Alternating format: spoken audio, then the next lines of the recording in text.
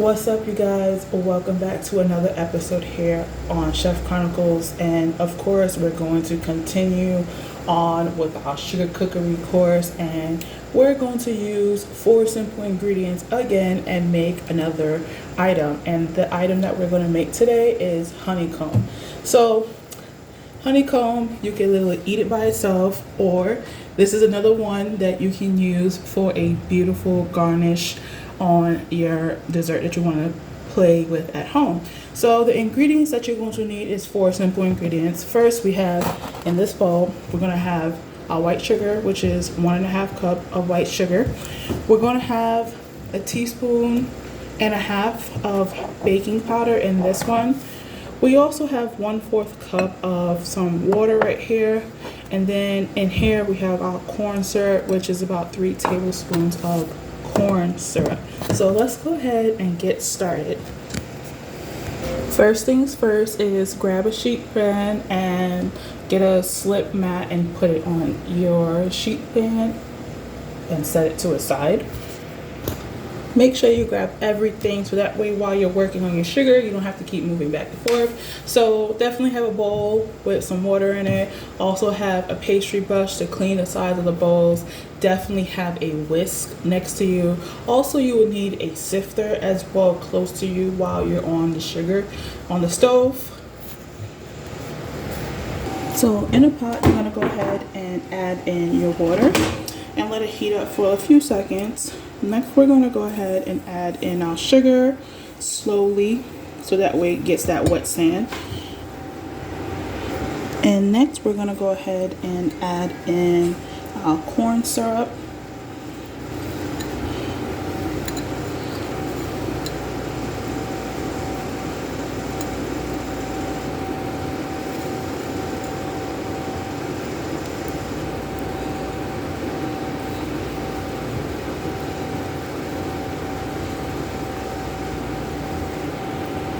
So I started on medium heat and I lowered it down a little bit, and as you can see, our sugar is starting to slowly come up to that boil.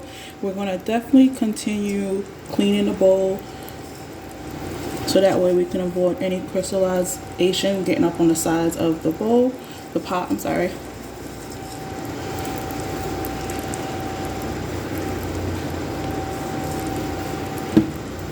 And then we're going to cook this mixture with our probe thermometer to 311 degrees Fahrenheit.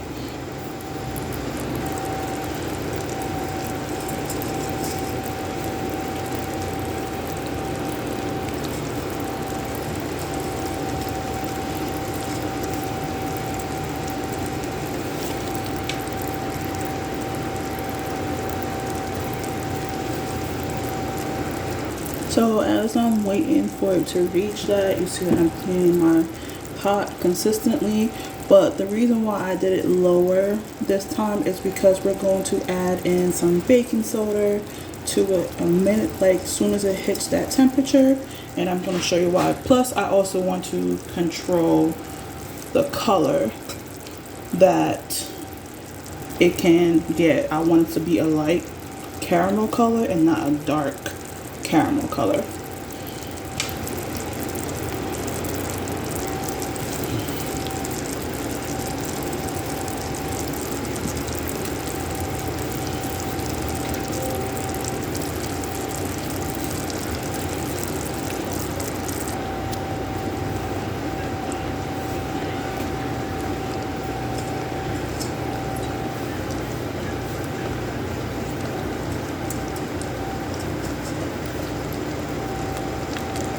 So now that I'm getting close to receive that temperature, I am at 306 currently, and I am going to go ahead and whisk in my powdered sugar, my baking soda in here.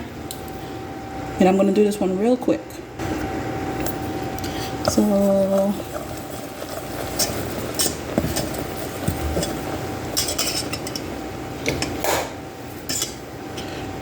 you don't want to over whisk, but you want to, let it be just like that.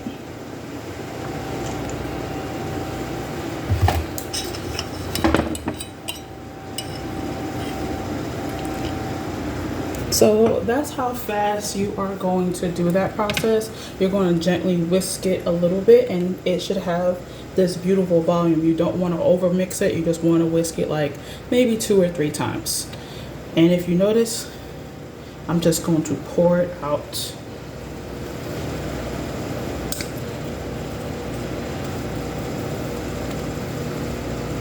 Keeping that air in there.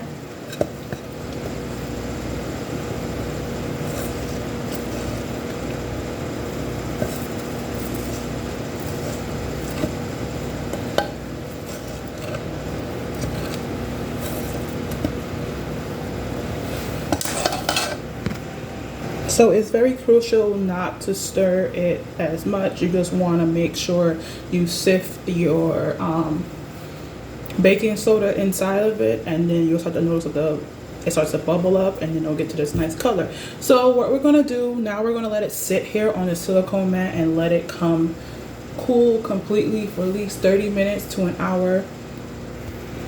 So after 30 minutes, you definitely can go ahead and pick it up off your silicone mat, and you can just break it into nice, beautiful shards. And as you can see, so that is our nice, beautiful honeycomb.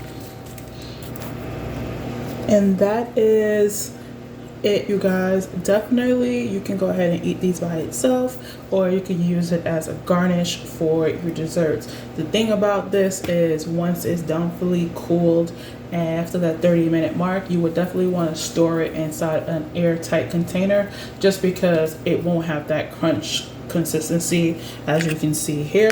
Store it in an airtight container and definitely use it consistently, or just eat it normally. So I hope you guys like this episode. Please don't forget to like, share, and subscribe for more content. Peace.